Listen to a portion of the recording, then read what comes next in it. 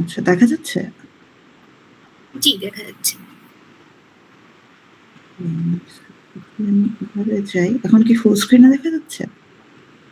জি ma'am. ওকে।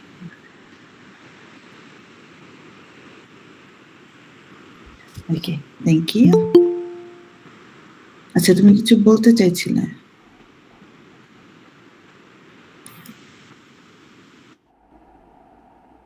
টা বাজলে আমরা শুরু করে দিব।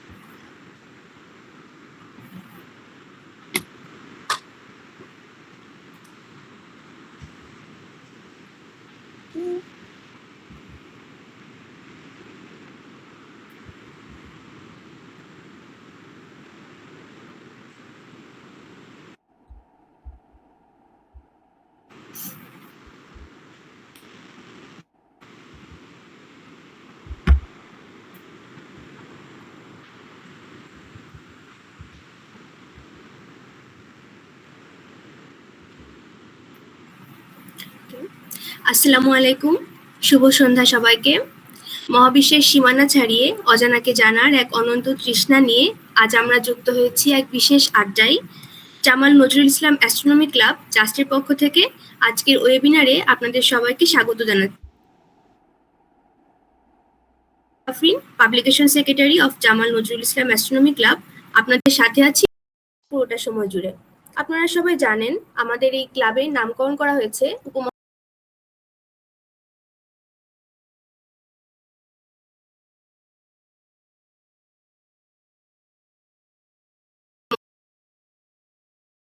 আমাদের নিয়মিত আয়োজন ধ্রুবতারা সংলাপ। আজ ধ্রুবতারা সংলাপের তৃতীয় এপিসোড।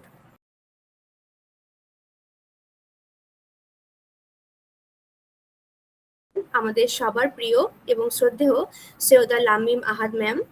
ম্যাম বর্তমানে কানাডার খ্যাতনামা ওয়াটারলু সেন্টার ফর অ্যাস্ট্রোফিজিক্সে একজন পোস্ট ডক্টরাল ফেলো হিসেবে কর্মরত আছেন। ম্যাম নেদারল্যান্ডসের বিখ্যাত লেইডেন অবজারভেটরি থেকে অত্যন্ত সফলতার সাথে অ্যাস্ট্রোফিজিক্সে তার পিএইচডি ডিগ্রি সম্পন্ন করেন। এর আগে ইউরোপের মর্যাদাপূর্ণ ইরাসমাস মুন্ডুস স্কলার হিসেবে অ্যাস্ট্রোনমি অ্যান্ড অ্যাস্ট্রোফিজিক্সে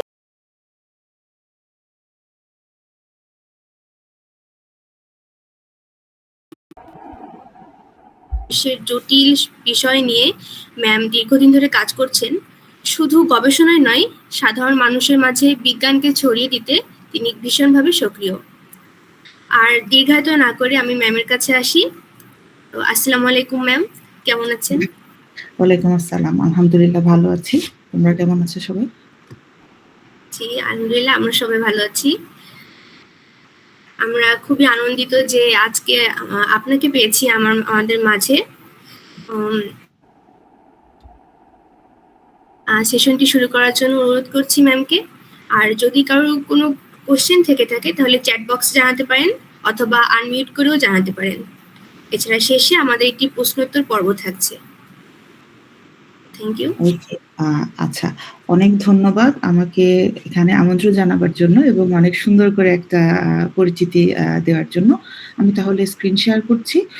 আর আমি স্ক্রিন শেয়ার করে যখন ফুল স্ক্রিনে চলে যাব, আমার পক্ষে আসলে এইখানের স্ক্রিনে কিছু দেখা সম্ভব হবে না।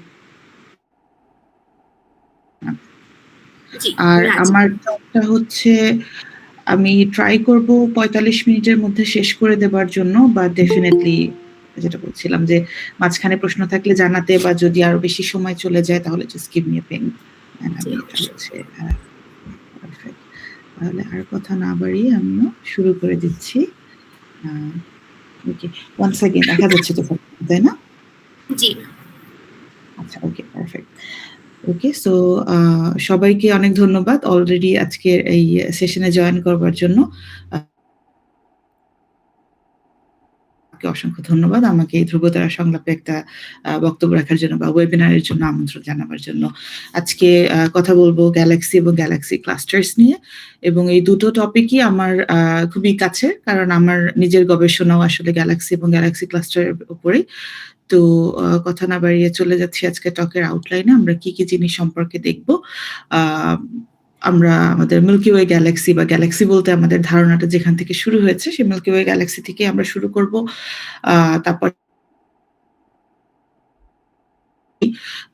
গ্যালাক্সির টাইপ সম্পর্কে আমাদের ধারণা কিভাবে হয়েছে, এবং এডুইন হাবল যে টুইনিং ফর্ক ডায়াগ্রাম দিয়ে আমাদেরকে গ্যালাক্সির টাইপ সম্পর্কে যে প্রথম একটা আইডিয়া করেছেন সেটা সম্পর্কে কিছুটা জানবো।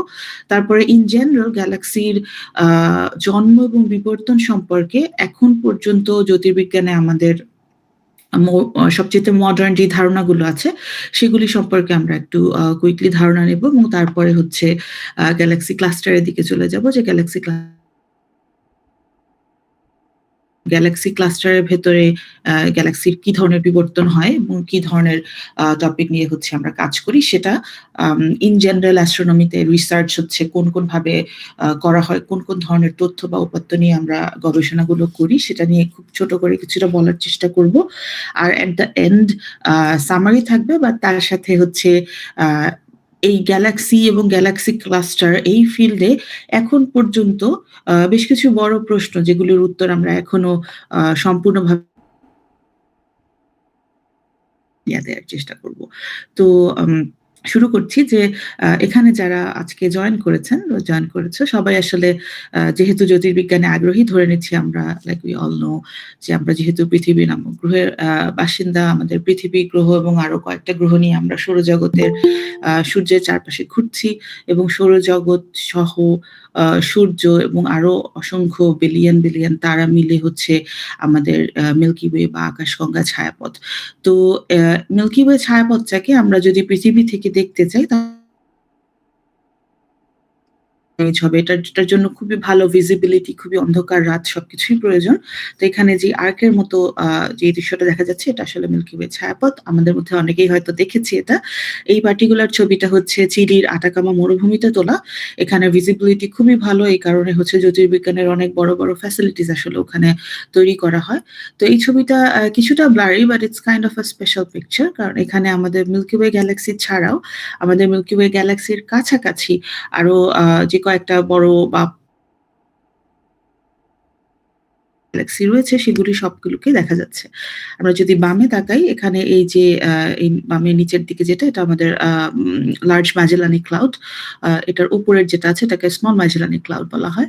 আর একেবারে ডান পাশে এই যে ছোট বা একটু সরু ব্লিপের মতো যেটা দেখা যাচ্ছে, দিস ইজ অ্যান্ড্রোমেডা গ্যালাক্সি। তো এখন আমরা জানি যে এইগুলোকে গ্যালাক্সি বলা হয়, কিন্তু এখন থেকে বেশ কিছু বছর আগেও এগুলোকে কিন্তু গ্যালাক্সি কি সেই ধারণাটা যেহেতু ফাজি মেঘের মতো দেখা যেত, সেই জন্য এগুলোকে নেবুলা বলা হতো, এবং ইংরেজি নামকরণ দেখা যাচ্ছে না ম্যাম, সরি স্ক্রিনটা দেখা যাচ্ছে না ম্যাম। ও, স্ক্রিনটা চলে গেছে। জি।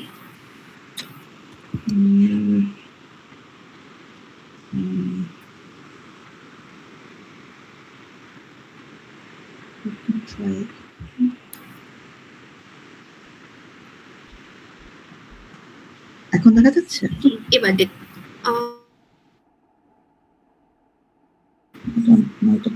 চলে যাচ্ছে কেন?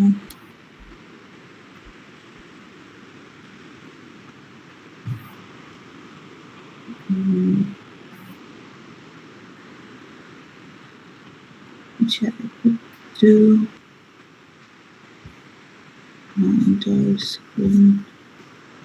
এন্টার স্ক্রিন যদি করি তাহলে তো ইয়াতে চলে যাবে, বাট এখন দেখা যাচ্ছে? জি, এবার আসছে। আচ্ছা, ওকে, লেটস ট্রাই দিস।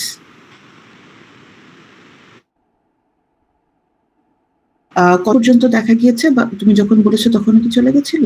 আপনি হচ্ছে মানে শুরু করার পরপরই আর কি স্ক্রিনটা চলে গেছিল। ও নো, আচ্ছা, এরপরে যদি কখনো চলে যায় যে সাথে, সাথে হচ্ছে আমাকে জানিও। So okay it's a bit of a glitch actually. তো এনিওয়ে আমি ১ম এ জাস্ট এই ছবিটা দেখাচ্ছিলাম যে আমাদের মিল্কি ওয়ে সরি আমাদের পৃথিবী সৌরজগতের মধ্যে আছে এবং সৌরজগৎ আমাদের মিল্কি ওয়ে গ্যালাক্সির মধ্যে আছে। আর এই যে ছবিটা এখানে আমরা মিল্কি ওয়েকে দেখতে পাচ্ছি। তো এই ম্যাজেলানিক ক্লাউড আছে, স্মল ম্যাজেলানিক ক্লাউড আছে। আর এই ডান পাশে আছে হচ্ছে আমাদের অ্যান্ড্রোমিডা। তো এগুলোকে আমরা এখন জানি এরা গ্যালাক্সি, কিন্তু এদেরকে যেহেতু এরা মেঘের মতো দেখা যায়, এদেরকে নেবুলি নামকরণ করা হয়েছিল। নেবুলা বা নেবুলি ইন প্লুরাল, যেটার অর্থ লিটারালি মেঘ। এবং এদেরকে তখন ডিস্ট্যান্ট ক্লাউড বলা হতো, যে ১ম এ মনে করা হয়েছিল ওরা আবার আবার চলে চলে গেছে। গেছে না? I have no idea why this is happening. উম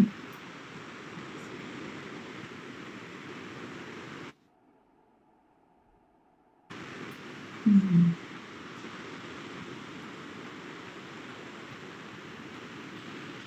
আচ্ছা, আমি ফুল স্ক্রিন এ না গিয়ে এভাবে থাকি তাহলে। Let's see if this works. Okay ma'am. একটু annoying but বারবার স্ক্রিন চলে গেলে তো সমস্যা। Okay, let's try this. So sorry about this. তো so এদেরকে আগে নেবুলি বলা হতো, বাট লেটস সি। এখন আমরা জানি যে আমাদের মিল্কি ওয়ে গ্যালাক্সিকে, যদিও আমাদেরকে একটা ব্যান্ডের মতো দেখা যায় পৃথিবী থেকে, কিন্তু মিল্কি ওয়ে গ্যালাক্সিকে যদি আমরা উপর থেকে দেখতে পারতাম একটা টপ ডাউন ভিউ এর মতো, তাহলে মিল্কি ওয়ে গ্যালাক্সিকে দেখতে অনেকটা এরকম লাগতো। কারণ আমাদের মিল্কি ওয়ে গ্যালাক্সি হচ্ছে একটা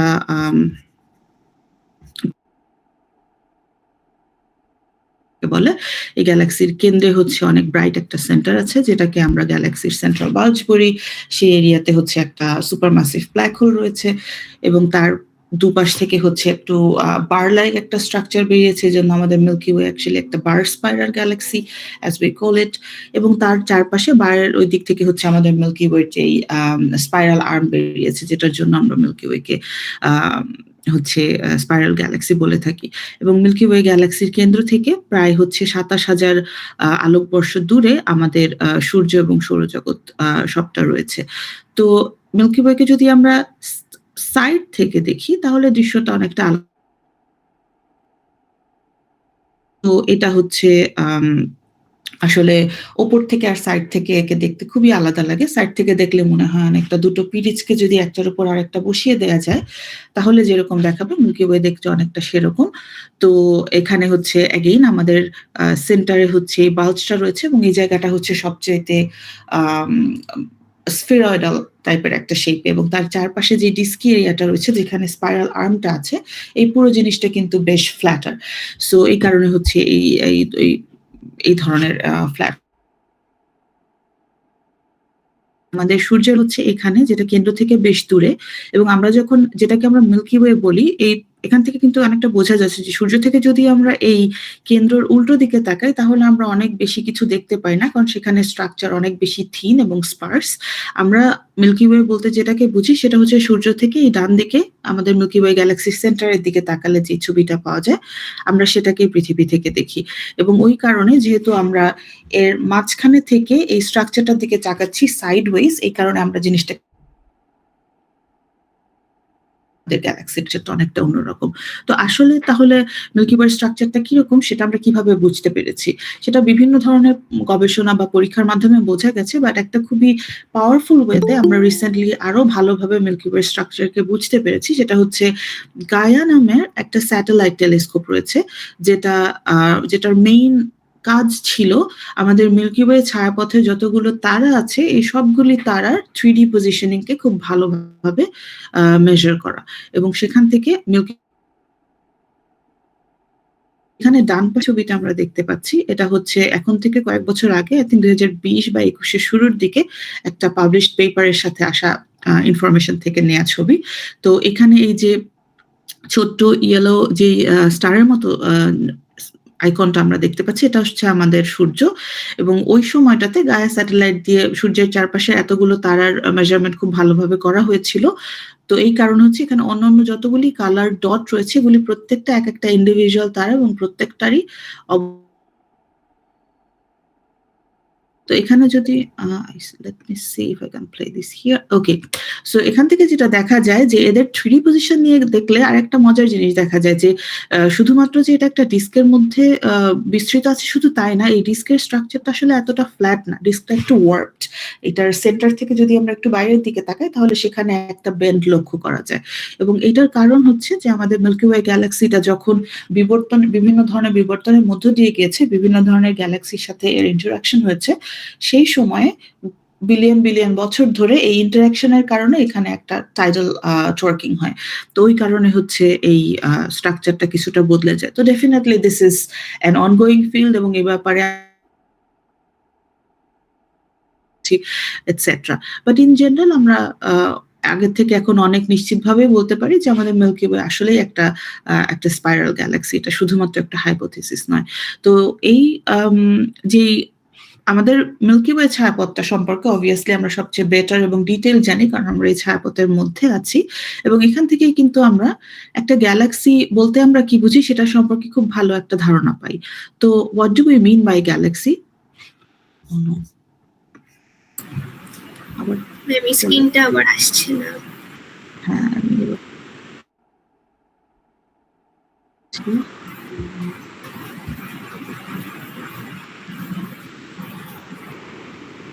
শেয়ারিং কি কোনো ধরনের কন্ট্রোলের কারণে চলে যাচ্ছে অর সামথিং? এনিওয়ে, ওকে, ঠিক আছে। ওকে, সো এখান থেকে আমরা মিল্কি ওয়ে ছায়াপথটা থেকেই আমরা বুঝতে পারি যে আসলে গ্যালাক্সি বলতে আমরা কি বুঝি। তো গ্যালাক্সি আসলে একটা collection of many many different things, এবং আমরা যদি মোটা কনস্টিটিউয়েন্টস এর কথা চিন্তা করি, যে সবচাইতে গাঠনিকভাবে বা ভরের দিক থেকে একটা গ্যালাক্সির মধ্যে সবচেয়ে বেশি পরিমাণে কি থাকে, তাহলে সেখানে থাকে হচ্ছে ডেফিনেটলি গ্যালাক্সি স্টার্স থাকে, সেটার মাধ্যমে আমরা বিভিন্ন ধরনের গ্যালাক্সিকে দেখতে পাই। এছাড়া থাকে হচ্ছে গ্যাস। তো অ্যাস্ট্রোনমিতে গ্যাস বলতে আমরা বুঝাই আসলে হাইড্রোজেন এবং হিলিয়াম। এছাড়া বাকি সবকিছুকে আমরা একটা জাম্বলের মতো করে কল দ্য মেটালস, বিকজ এদের পরিমাণ আসলে এত কম যে এটা আলাদা আলাদা করে মাপা খুবই ডিফিকাল্ট। It's getting annoying.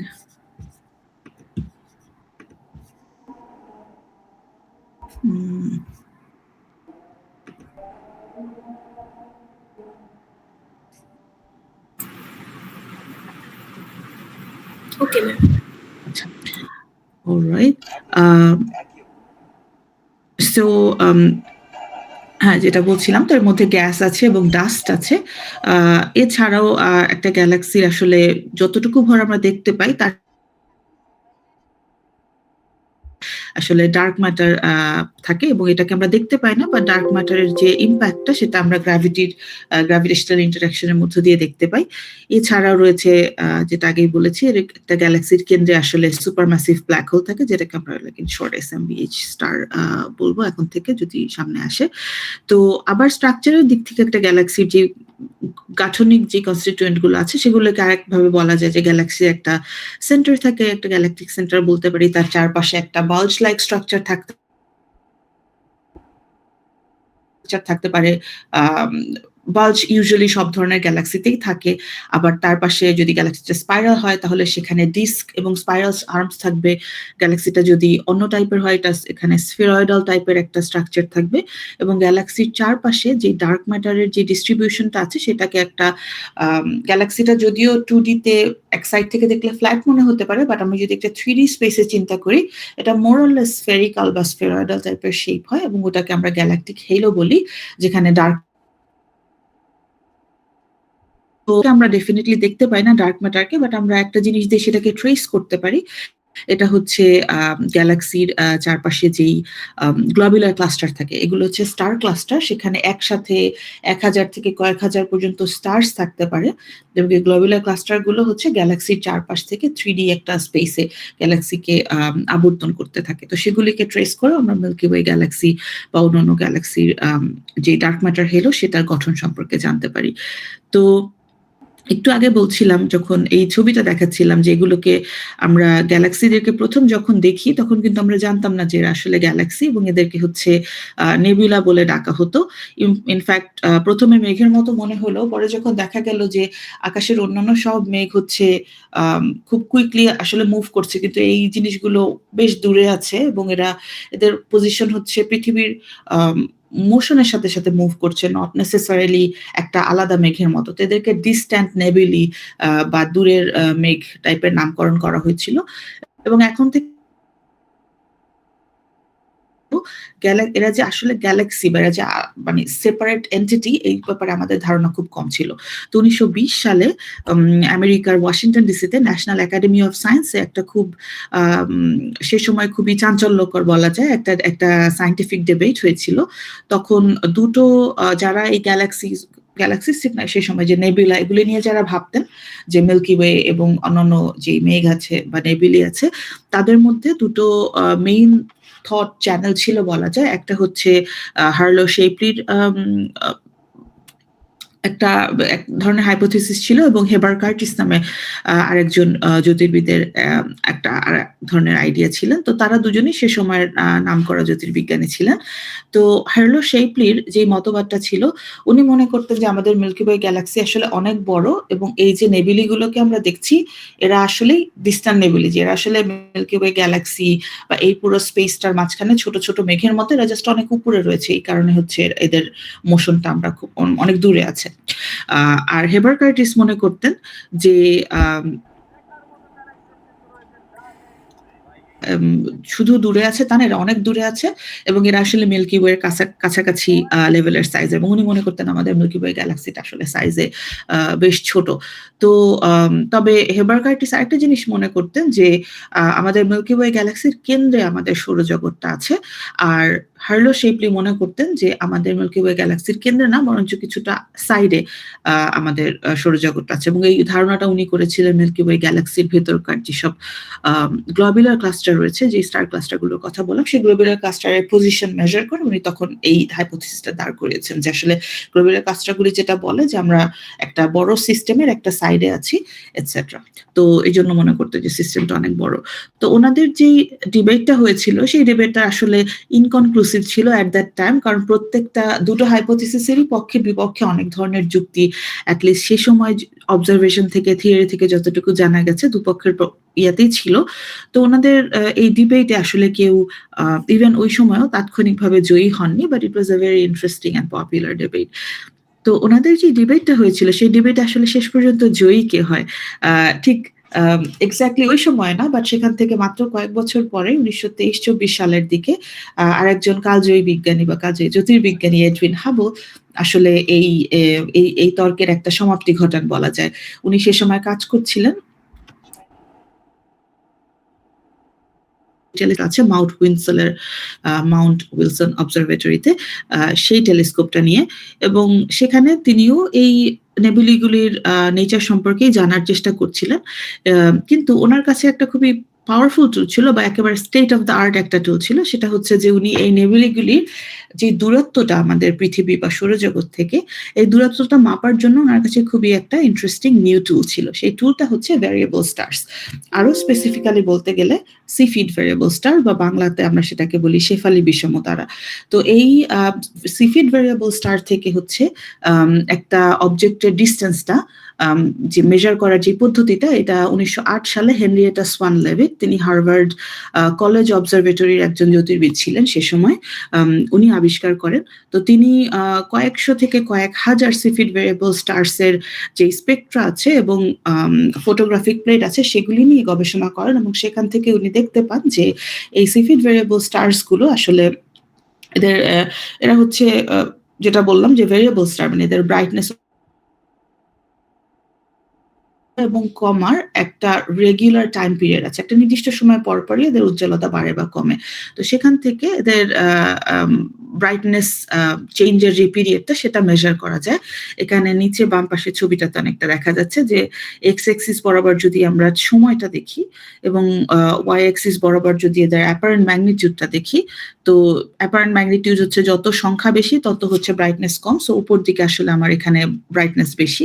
তো এদের ব্রাইটনেসটা কমছে এবং বাড়ছে এবং প্রতি অ্যারাউন্ড 5.5 দিন পর এই পার্টিকুলার সিফিড স্টারটার ব্রাইটনেসটা হাইয়েস্ট পর্যায়ে যাচ্ছে। তো আমরা বলতে পারি যে এটার পিরিয়ডটা হচ্ছে অ্যারাউন্ড 5.4 ডেজ।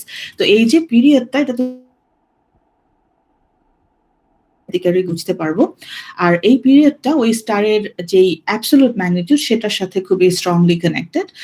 আমি খুব বেশি ডিটেইলের মধ্যে যাচ্ছি না, বাট যদি আমরা একটা গ্যালাক্সি, একটা স্টারের অ্যাবসোলিউট ম্যাগনিটিউডটা মাপতে পারি, তাহলে সেটা আপাতভাবে কতটুকু উজ্জ্বল লাগছে এই সম্পর্কটাকে কাজে লাগিয়ে আমরা ওই স্টারটার ডিসটেন্সটাকে খুব ভালোভাবে মেজার করতে পারি। তো এই রিলেশনটার জন্য এডউইন হাবল যেটা করেছিলেন, যেহেতু মাউন্ট উইলসন অবজারভেটরি টেলিস্কোপটা তখন সবচেয়ে পাওয়ারফুল ছিল, তো অ্যান্ড্রোমিডা গ্যালাক্সিকে পৃথিবী থেকে তোলা একটা রেগুলার ক্যামেরার ছবিতে আমরা একটু আগে দেখেছি যে এটাকে খুবই হালকা মনে হয়, কিন্তু মাউন্ট উইলসন অবজারভেটরির যে টেলিস্কোপ সেটা দিয়ে যখন অ্যান্ড্রোমিডাকে দেখলেন তখন সেখানে তিনি কিন্তু বেশ কিছু স্টারকে আইডেন্টিফাই করতে পারলেন এবং স্পেশালি তিনি বেশ কিছু সিফিড ভেরিয়েবল স্টার্সকে সেখানে আইডেন্টিফাই করতে পারেন। তো এইভাবে অ্যান্ড্রোমিডা গ্যালাক্সির সিফিড ভেরিয়েবল স্টার্স থেকে যখন তিনি তার দূরত্বটা মাপলেন তখন তিনি দেখলেন যে আসলে this is a really really far away object. এটা অনেক দূরের একটা অবজেক্ট এবং এটা এতটাই দূরে যে এটার যে আকারটা, এটাকে যদি আমি এই দূরত্বের সাথে আকারটা আমরা জাস্ট বেসিক ট্রিগোনোমেট্রি দিয়ে যেটা মেজার করতে পারি, আবার চলে গেছে।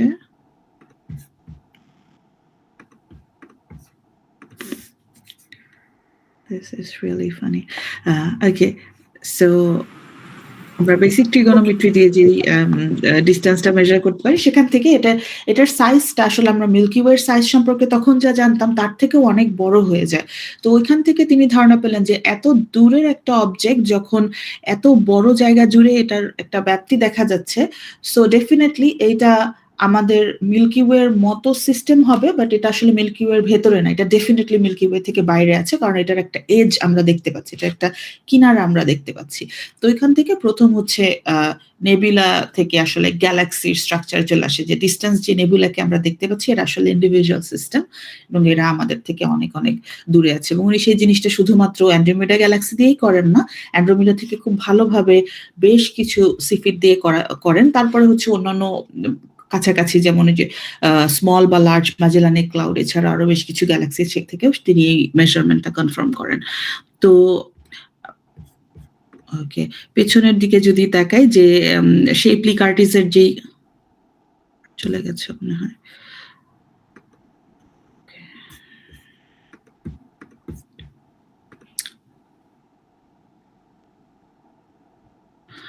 ওকে, শেপলি কার্টিসের যেই বিতর্কটা ছিল তখন শেপলি যে ধরনের মিল্কি ওয়ের সাইজ নিয়ে ধারণা করেছিলেন সেই সাইজটা অনেকটা এই ধরনের ছিল, যেটা প্রায় 3 লক্ষ আলোকবর্ষ ব্যাপ্তি নিয়ে আমাদের মিল্কি ওয়ে ছায়াপথ আছে এটা তিনি ভাবতেন। আবার হেবার কার্টিস যেটা ভাবতেন, তিনি ভাবতেন যে মিল্কি ওয়ে গ্যালাক্সিটা বেশ ছোট সাইজের, কিন্তু আসলে যখন আমরা মিল্কি ওয়ের সাইজটা জানতে পারলাম আমরা দেখলাম আসলে মিল্কি ওয়ের সাইজটা somewhat in between, এটা এত বেশি ছোটও না আবার এত বেশি বড়ও না। তো it's just an interesting thing যে how in science obviously আমরা যখন যতটুকু জানবো সেই জানার উপর ভিত্তি করে আমরা থিওরিটিক্যাল হাইপোথিসিস দাঁড়া করার চেষ্টা করব এবং সেটাকে ভেরিফাই করব, কিন্তু উইথ টাইম যখন আমরা আরেকটু বেশি পরিমাণে জানবো আর একটু বেশি ব্যাপ্তভাবে একটা জিনিস সম্পর্কে জানি তখন সেটা সম্পর্কে আমাদের ধারণাটা আরো বেটার করতে পারি। So there is nothing absolute in science unless we can refute it. So এটা আসলে আমাদেরকে বোঝায় যে সায়েন্টিফিক মেথোডোলজিতে আমরা এক একটা জিনিস নিয়ে কিভাবে চিন্তা করি। তো এনিওয়ে, হাবলের কথা যেটা বলছিলাম,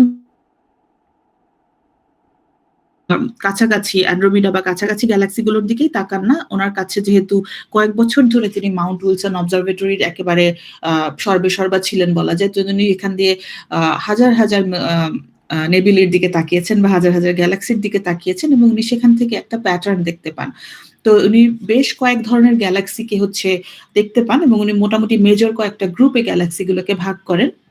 এবং সেখান থেকে তিনি একটা হাইপোথিসিস দাঁড় করার চেষ্টা করেন যে আসলে গ্যালাক্সির বিবর্তনটা কিভাবে হয়, কোন গ্যালাক্সিগুলো আগে তৈরি হয়, কোন গ্যালাক্সিগুলো পরে তৈরি হয়, এটসেট্রা।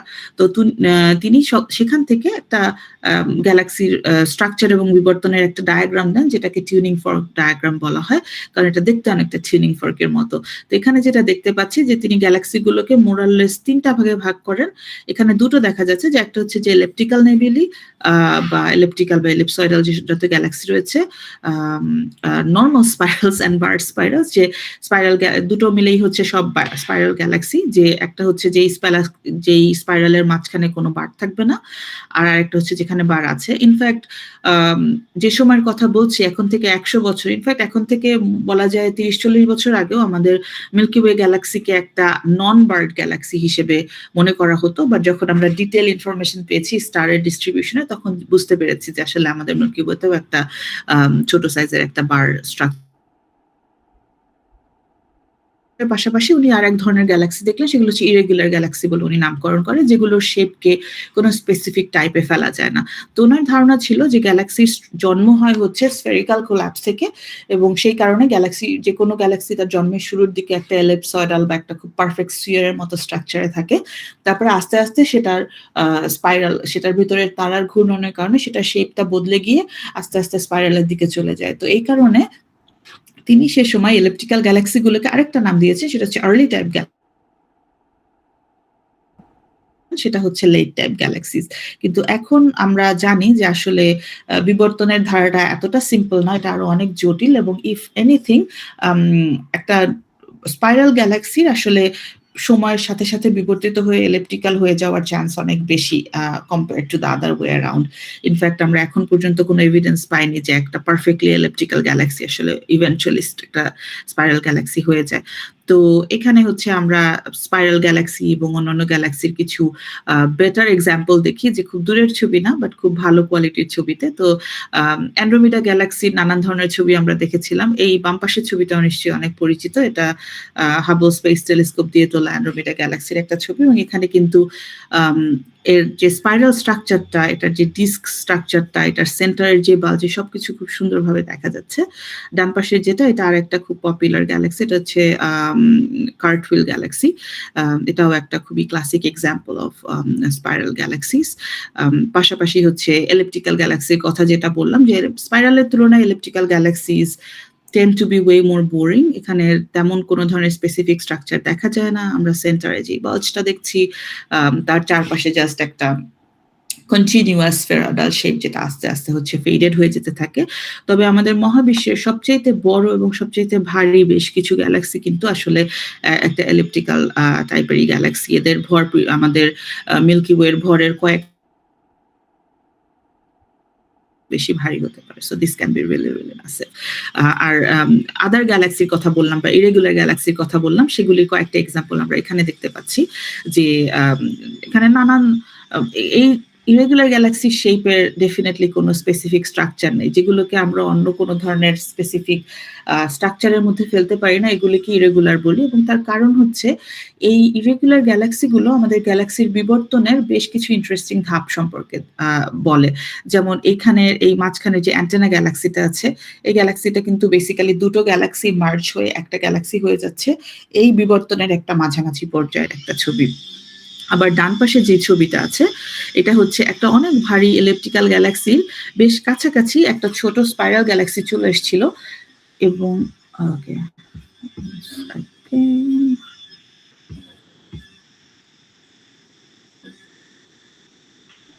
এই স্পাইরাল গ্যালাক্সিটা যখন চলে আসে, তখন এই ভারী গ্যালাক্সিটার গ্র্যাভিটেশনাল পোটেনশিয়ালের কারণে এটার ভেতরকার যে স্টেলার এবং ডাস্টি মেটেরিয়াল ছিল, সেটা চারপাশে ছড়িয়ে যায়, এবং এই ছড়িয়ে যাওয়া থেকে এটাকে এরকম দেখা যায়। তো এই গ্যালাক্সিটা স্পেসিফিক্যালি এই মাঝখানেরটাকে যেরকম অ্যান্টেনা গ্যালাক্সি নামকরণ করা হয়েছে, এই ডান পাশেরটাকে বলা হয়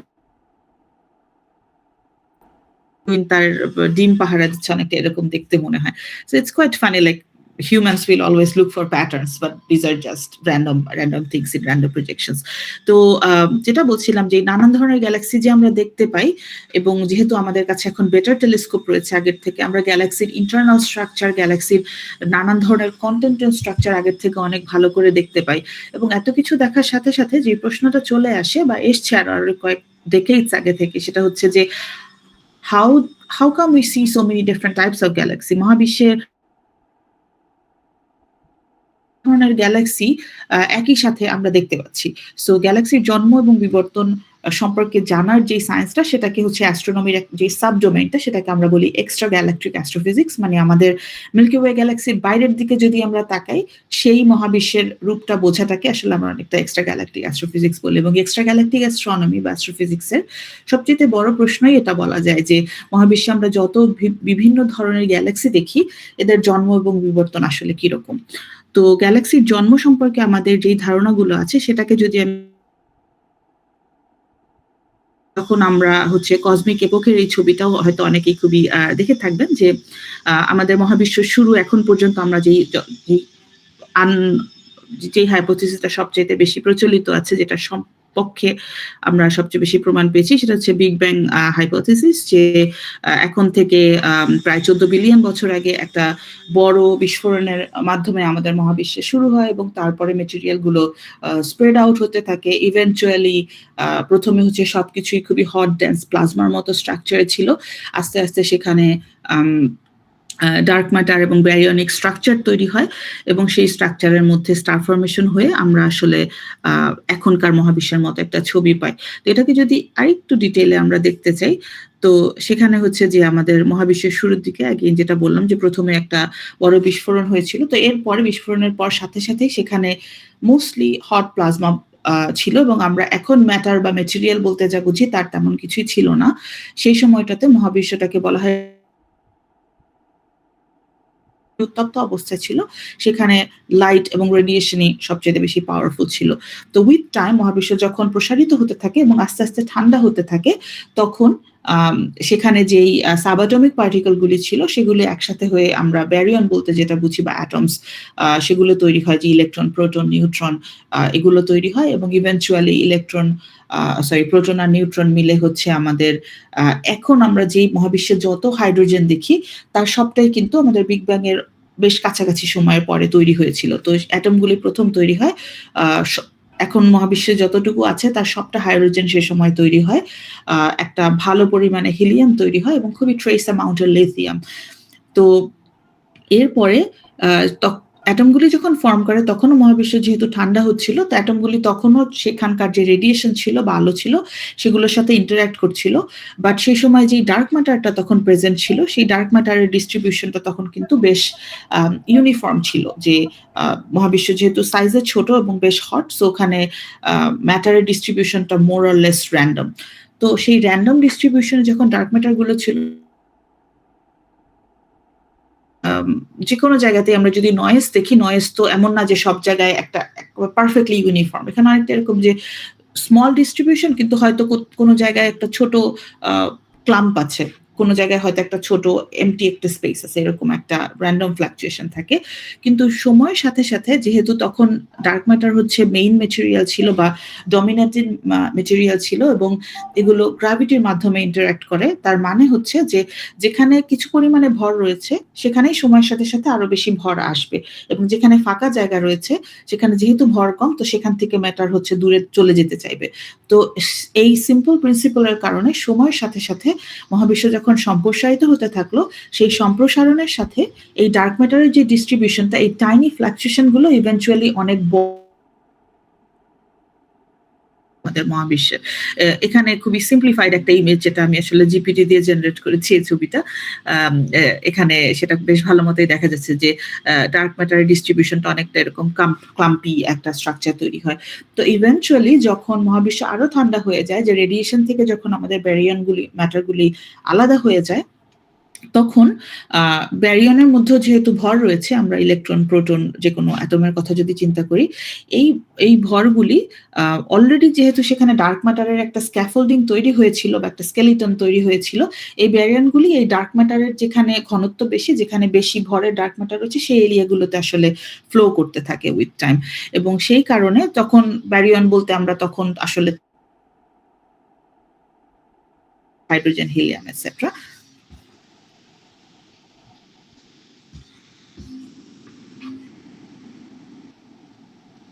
সো সেই গ্যাসগুলো তখন এখন সে একদমই দিচ্ছে না আমাকে শেয়ার স্ক্রিন করতে।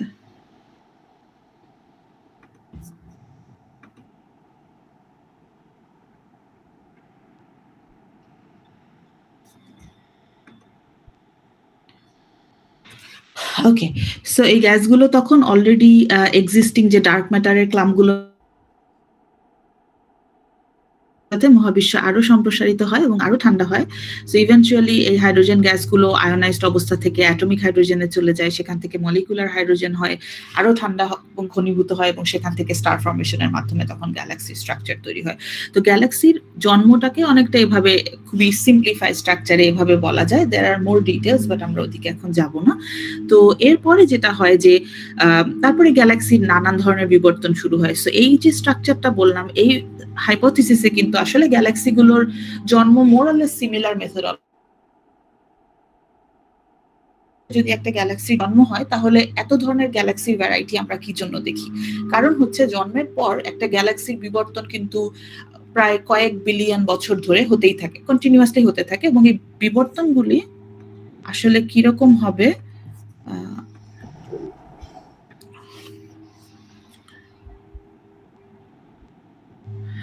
সেটা ডিপেন্ড করে গ্যালাক্সির ভিতরকার এবং তার চারপাশের এনভায়রনমেন্টের বেশ কিছু বৈশিষ্ট্যের উপর।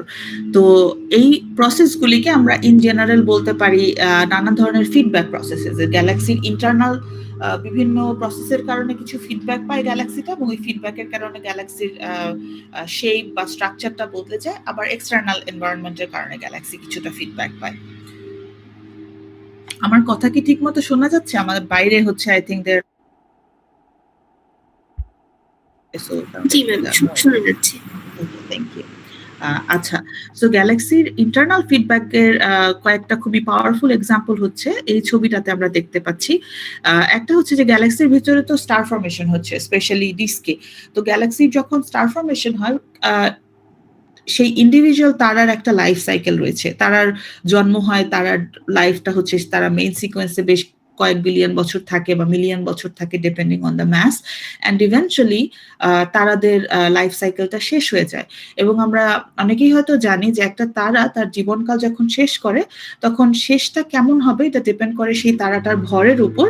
এবং একটা বেশ ওয়াইড রেঞ্জের ভরের তারাই কিন্তু তার জীবনকাল শেষ করে বেশ বড় ধরনের একটা বিস্ফোরণের মাধ্যমে, যেটাকে আমরা সুপারনোভা বিস্ফোরণ বলে থাকি। খুবই পাওয়ারফুল একটা এক্সপ্লোশন। এই এক্সপ্লোশনের কারণে এর চারপাশে একটা শক ওয়েভ তৈরি হয়, এবং শক ওয়েভ এবং এনার্জির যে এক্সপ্লোশনটা হয়, এটার কারণে এই এই তারাটার চারপাশে যে মলিকুলার গ্যাসের ক্লাউড ছিল, সেই গ্যাস ক্লাউডটা হিটেড আপ হয়ে যায়। সো ওই কারণে যেটা হয় যে একটা মলিকুলার হাইড্রোজেনের ক্লাউড থেকে ইভেনচুয়ালি আরো নতুন তারার জন্ম হবে, কিন্তু যেহেতু ওই সুপারনোভাটার কারণে এই মলিকুলার হাইড্রোজেনটা হিটেড আপ হয়, সেই মলিকুলার হাইড্রোজেনটা অ্যাটমিক হাইড্রোজেন হয়ে যায় ইভেনচুয়ালি, অথবা ইভেন আয়নিক হাইড্রোজেন হয়ে যায়। সো যখন সেটা এখান থেকে আর ডিরেক্টলি বা ইমিডিয়েটলি স্টার ফর্মেশন হবে না, এটার আরো সময় লাগবে। তো ওই সুপারনোভা বিস্ফোরণের পরে তার চারপাশের ক্লাউড থেকে পরবর্তী ইমিডিয়েট স্টার ফর্মেশন হতে আরো কয়েক বিলিয়ন বছর লেগে যেতে পারে, কারণ তখন গ্যাসটাকে ঠান্ডা হতে হবে। তো এই কারণে একটা গ্যালাক্সিতে যখন রিসেন্ট স্টার ফর্মেশন হয়, তার বেশ কিছুদিন পরই, কয়েক মিলিয়ন বছর পরই আসলে সেই গ্যালাক্সির ভেতরের যেই অ্যাভারেজ স্টার ফর্মেশনটা, সেটা কিছুটা ফল করে, এবং এটাকে আমরা একটা সুপারনোভা ফিডব্যাক বলে থাকি। এবং এটা গ্যাস আছে, সেখানে কি পরিমাণে তারা তৈরি হয়েছে, সেই গ্যালাক্সিটার ভর কিরকম এটসেট্রা। বাট ইন জেনারেল এই গ্যালাক্সির সুপারনোভা বিস্ফোরণের সাথে এর স্টার ফরমেশনের যে রেগুলেশন বা স্টার ফরমেশনের যে সাইকেল, সেটার একটা বেশ ওয়েল কানেক্টেড একটা রিলেশনশিপ রয়েছে। আরেকটা খুবই powerful regulator of Galaxy evolution হচ্ছে গ্যালাক্সির কেন্দ্রের যে সুপারম্যাসিভ ব্ল্যাক হোল আছে সেটা। তো সুপারম্যাসিভ ব্ল্যাক হোলে যেটা হয়, এটা যেহেতু সুপারম্যাসিভ, এখানে অনেক বেশি পরিমাণে ভর, খুব ছোট যত গ্যাস এবং স্টেলার ম্যাটেরিয়াল থাকে সেগুলি থেকে কন্টিনিউয়াসলি ম্যাটেরিয়াল এই সেন্ট্রাল ব্ল্যাক হোলে আসলে ফল করতে থাকে। এবং যখন এইটা হয় তখন এই ম্যাটেরিয়ালগুলোর খুবই হাই স্পিড মুভমেন্টের কারণে এখান থেকে অনেক পাওয়ারফুল রেডিয়েশন আসে। যেমন এই ডান পাশে এই সেন্টারাস 1 গ্যালাক্সির সেন্টারাস এ গ্যালাক্সিটার যে ছবিটা, এখানে কিন্তু আমরা হচ্ছে এটার সেন্টারে যে ব্ল্যাক হোলের চারপাশে অ্যাক্রিশন, সেই অ্যাক্রিশন থেকে বেরিয়ে আসা জেটটা খুব সুন্দরভাবে দেখতে পাচ্ছি। তো এই একটা গ্যালাক্সি, একটা ব্ল্যাক হোলের চারপাশে যখন এই অ্যাক্রিশন প্রসেসটা হয়, তখন সেটাকে আমরা অ্যাক্টিভ গ্যালাকটিক নিউক্লিয়ার বা এজিএন সংক্ষেপে বলে থাকি। সো এই এজিএন এর কারণে যেটা হয় যে একটা গ্যালাক্সির সাইজটা যতটুকু, তার চাইতে অনেক বড় জায়গা জুড়ে আমরা এই গ্যালাক্সির ভেতর থেকে মেটেরিয়াল বেরিয়ে আসার জেটগুলো কিন্তু আসলে অলরেডি অবজার্ভ করতে পারি। তো সেটার মানে হচ্ছে যে গ্যালাক্সির ভেতরে কেন্দ্রের চারপাশে যতখানি ঠান্ডা বা কোল্ড গ্যাস ছিল, যেখান থেকে স্টার ফরমেশন অ্যাক্টিভিটির কারণে বাইরে ইনজেক্টেড হয়ে যাচ্ছে। এবং সুপারনোভা ফিডব্যাকের কারণে যদি বলি যে এটা একটা ছোট বা মাঝারি সাইজের এক্সপ্লোশন, সেটার তুলনায় একটা এজিএন এর এক্সপ্লোশন আরো অনেক বেশি পাওয়ারফুল এবং আরো অনেক বেশি সময় ধরে হয়। এই কারণে এজিএন এর সেন্ট্রাল এজিএন এর জন্য একটা গ্যালাক্সি স্টার ফরমেশন অনেক বেশি স্ট্রংলি রেগুলেটেড হয় ইভেন্চুয়ালি। তো ইন্টারনাল প্রসেসের ক্ষেত্রে এই দুটোই বেশ পাওয়ারফুল। এর সাথে সাথে একটা গ্যালাক্সি বাইরে তার চারপাশের এনভায়রনমেন্টটা কিরকম, সেটার সাথে একটা গ্যালাক্সির স্ট্রাকচার অনেকভাবে বদলে যায়। যেমন এর গ্যালাক্সির চারপাশের এনভায়রনমেন্টে যদি ঠান্ডা গ্যাস থাকে, যে কোল্ড হাইড্রোজেন রয়েছে, সেই গ্যাসটা কিন্তু ইভেন্চুয়ালি এই গ্যালাক্সিটার গ্র্যাভিটির কারণে গ্যালাক্সির ভেতরে চলে আসতে চাইবে। এবং গ্যালাক্সির ভেতরে কোল্ড গ্যাসের পরিমাণ যত বেশি বাড়বে, ততই কিন্তু গ্যালাক্সিতে স্টার ফরমেশন হবে। তো এর পাশাপাশি আর যেটা রয়েছে সেটা হচ্ছে যে একটা গ্যালাক্সি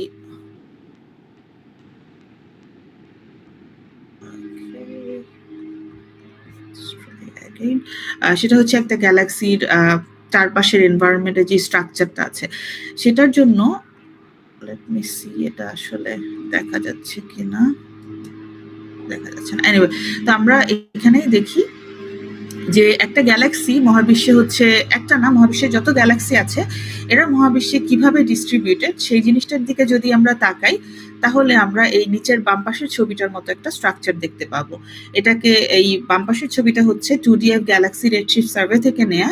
এবং এই ছবিটাতে আসলে আমরা যে ব্লুইশ কালারের যে স্ট্রাকচারটা দেখছি, এটা অসংখ্য ডটস দিয়ে তৈরি, প্রায় 2 লক্ষ ডট দিয়ে এই স্ট্রাকচারটা তৈরি, এই ছবিটা। এবং এই 2 লক্ষ ডটের প্রত্যেকটা ডট হচ্ছে একটা ইন্ডিভিজুয়াল গ্যালাক্সি। এখানে যে ক্রস একটা ওয়েজের মতো যে স্ট্রাকচারটা আছে, এটা যে সেন্টার, সেখানে হচ্ছে আমাদের মিল্কি ওয়ে গ্যালাক্সি বা আমরা পৃথিবী যেখান থেকে অবজার্ভ করছি সেটা। এবং এখান থেকে আমরা মহাবিশ্বে যদি এখন থেকে পাস্টের দিকে তাকাই বা বিভিন্ন দূরত্বে তাকাই, তাহলে আমরা এই স্ট্রাকচারটাকে মানে we see it kind of unfolding in a way. তো এই স্ট্রাকচারের দিকে যদি আমরা তাকাই, এটাকে বলা যায় যে এটা মহাবিশ্বে গ্যালাক্সি ডিস্ট্রিবিউশনটা খুবই র্যান্ডম না, এখানে আমরা বেশ কিছু আসলে প্যাটার্ন দেখতে পাই। এবং এই প্যাটার্নটাকে বলা হয় কসমিক ওয়েব লাইক স্ট্রাকচার। তার কারণ হচ্ছে আমরা এখানে কিছু জায়গা দেখি যেখানে তেমন বেশি সংখ্যক গ্যালাক্সি নেই বা ফাঁকা জায়গা রয়েছে, সেগুলোকে বলা হয় কসমিক ভয়েডস। এর পাশাপাশি আমরা দেখি যে গ্যালাক্সি অনেক সময় ফিলামেন্টার স্ট্রাকচারে থাকে, একটা ফিলামেন্টের মতো সরু ফিতের মতো একটা ডিস্ট্রিবিউশনে, ওগুলোকে আমরা কসমিক ফিলামেন্টস বলি। এবং কয়েকটা ফিলামেন্ট এসে যখন জড়ো হয়, সেই জায়গাটাতে আমরা খুব ছোট ভলিউমে অনেক বেশি সংখ্যক গ্যালাক্সি দেখতে পাই। এই জায়গাগুলোকে আমরা বলি কসমিক নট বা কসমিক নোড গুলো থাকে, সেগুলি হচ্ছে গ্যালাক্সি ক্লাস্টার্স। কারণ সেখানে খুবই কম ভলিউমে, রিলেটিভলি কম ভলিউমের মধ্যে কয়েক থেকে কয়েক হাজার পর্যন্ত গ্যালাক্সি থাকতে পারে। These are really the most extreme environment in terms of galaxy distribution in the universe. যেমন এখানে আমরা ডান পাশে হচ্ছে হারকিউলিস গ্যালাক্সি ক্লাস্টারের একটা ছবি দেখতে পাচ্ছি। এখানে কিন্তু এই যে ব্যাকগ্রাউন্ড ডিস্ট্রিবিউশনের তুলনায় বোঝাই যাচ্ছে যে এখানে অনেকগুলো গ্যালাক্সি হচ্ছে মোটামুটি একই সাইজের রয়েছে, তার মানে একই ডিস্টেন্সে, একই 3D স্পেসে হচ্ছে রয়েছে, এবং সেখানে আসলে তাকিয়ে অলরেডি বোঝা যাচ্ছে যে সেখানে গ্যালাক্সির ইন্টারঅ্যাকশনের পরিমাণ কিন্তু চারপাশের জায়গা থেকে অনেক বেশি, কারণ যেহেতু খুব কম ভলিউমের মধ্যে অনেক বেশি সংখ্যক গ্যালাক্সি থাকে, এই কারণে এদের নিজেদের মধ্যে ইন্টারঅ্যাক্ট করার চান্স অন্যান্য জায়গার গ্যালাক্সির তুলনায় অনেক বেশি বেড়ে যায়। তো গ্যালাক্সি ক্লাস্টার যেটা বলছিলাম যে these are the largest gravitationally bound structures in the universe. এদের এখানে কয়েক মেগাপারসেক কিউব ভলিউমের মধ্যে আসলে কয়েকশো থেকে কয়েক হাজার, 10,000 পর্যন্ত গ্যালাক্সি থাকতে পারে। এদের ভর অনেক বেশি, যেখানে প্রায় কোটি কোটি, মানে লক্ষ কোটি থেকে কোটি কোটি সূর্যের ভরের সমান পরিমাণ ভর হচ্ছে একটা গ্যালাক্সি ক্লাস্টার এনভায়রনমেন্টের মধ্যে থাকতে পারে। এখানে একটু আগে বলছিলাম যে কম জায়গার মধ্যে অনেক বেশি সংখ্যক গ্যালাক্সি থাকে, তারা নানানভাবে নিজেদের মধ্যে ইন্টারঅ্যাক্ট করে। তার কয়েকটা এক্সাম্পল আমরা দেখব।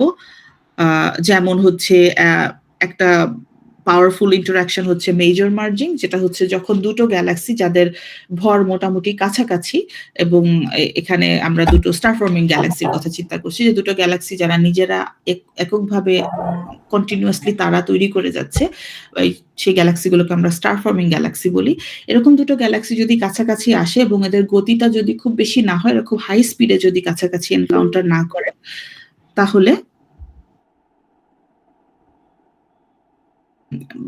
ইভেন্চুয়ালি এদের গ্র্যাভিটেশনালি কাছাকাছি আসবে, একটার সাথে আরেকটা ইন্টারঅ্যাক্ট করবে, এবং দুটো মিলে ইন শর্ট টার্ম এদের মধ্যে স্টার ফর্মেশনের পরিমাণ অনেক বেশি বেড়ে যায়।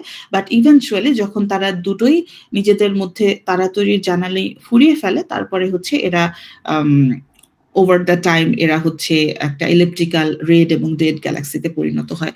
তো সেটার এক্সাম্পল আমরা অনেক বেশি পেয়েছি অলরেডি আমাদের নানান ধরনের অবজারভেশনাল ইনফরমেশন থেকে। এখানে হচ্ছে মেজর মার্জিং এর ইভেন্টের একটা স্ন্যাপশট বলা যেতে পারে, যে দুটো গ্যালাক্সি কাছাকাছি আসছে, ইভেন্চুয়ালি এরা একটা অনেক কয়েক গিগা ইয়ার পরে এরা হচ্ছে মার্জ হয়ে যাবে।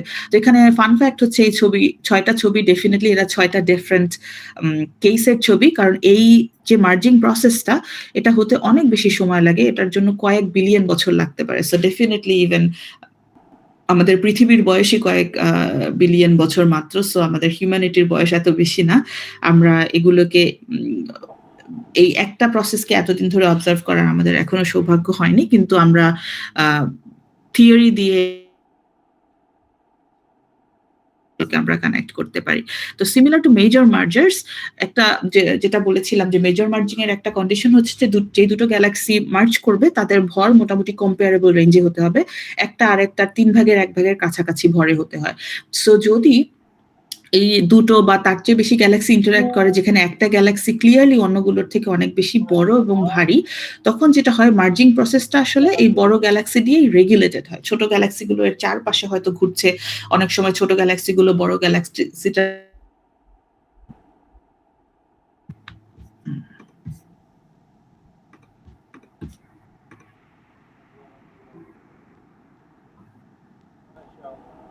হ্যাঁ, বড় গ্যালাক্সিটার ভেতরে একেবারে মার্জড হয়ে যায়।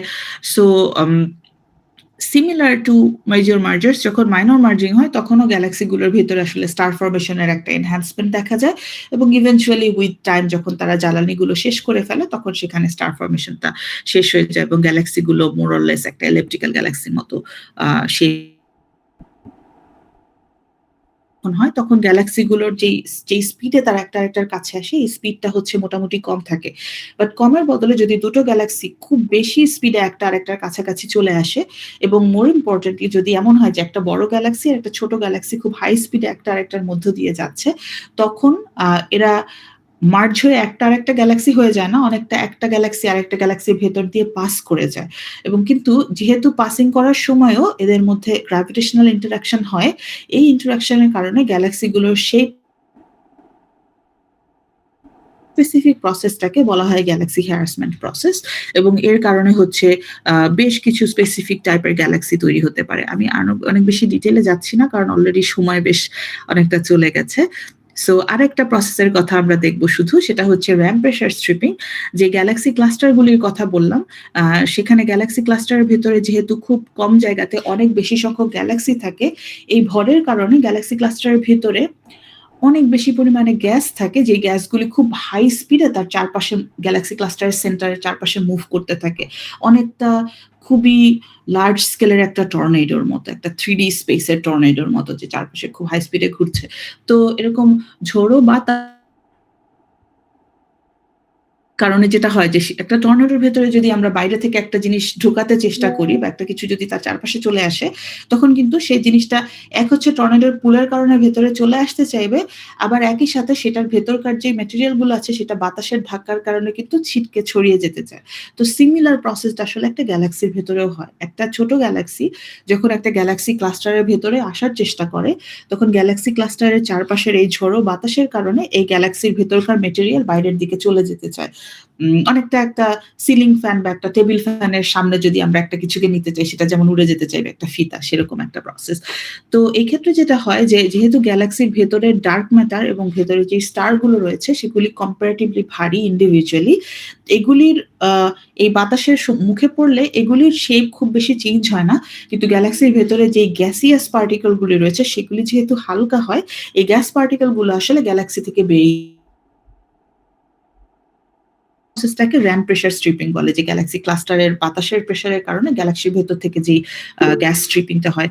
এবং এই প্রসেসটাকে আমরা আসলে দেখতে পাই অবজারভেশনালি, যেমন এখানে হচ্ছে এরকম দুটো এক্সাম্পল দেখা যাচ্ছে, যে গ্যালাক্সিটা হচ্ছে ক্লাস্টারের ভেতরে যেতে চাইছে, ক্লাস্টারটা আসলে এই ডান পাশের গ্যালাক্সিটা ফর এক্সাম্পল উপরে বাম দিকে ক্লাস্টারের সেন্টারটা রয়েছে, সেই কারণে এর থেকে গ্যালাক্সির সেন্টার থেকে বাইরের দিকে হচ্ছে এই গ্যাসটা বেরিয়ে আসছে। সো এই ধরনের গ্যালাক্সিকে এদের স্ট্রাকচারটা যেহেতু দেখতে অনেকটা জেলিফিশের মতো, তো এই গ্যালাক্সিগুলোকে আমরা জেলিফিশ গ্যালাক্সি বলি, এবং অনেকদিন পর্যন্ত এই জেলিফিশ গ্যালাক্সিটা কেন তৈরি হয় সেটা আমরা কিন্তু বুঝতে পারছিলাম না, কিন্তু যখন আমরা গ্যালাক্সি ক্লাস্টারের গ্যাসের মোশনটার ব্যাপারে বুঝতে পারি, তখনই এই ফিজিক্যাল প্রসেসটা ক্লিয়ার হয়ে যাচ্ছে, এই কারণে হচ্ছে জেলিফিশ গ্যালাক্সি থাকতে পারে। এবং এটা জানার পরে আসলে আমরা আরো বেশি সংখ্যক জেলিফিশ নেচার সম্পর্কে বোঝার চেষ্টা করছি। So this war some of the processes যেগুলি একটা গ্যালাক্সি ক্লাস্টারের মধ্যে হয়। তো কথা হচ্ছে যে আই থিংক বড় প্রশ্ন হচ্ছে যে আমরা এগুলি কিভাবে এত কিছু স্টাডি করলাম বা এত কিছু আমরা কিভাবে জানতে পারি।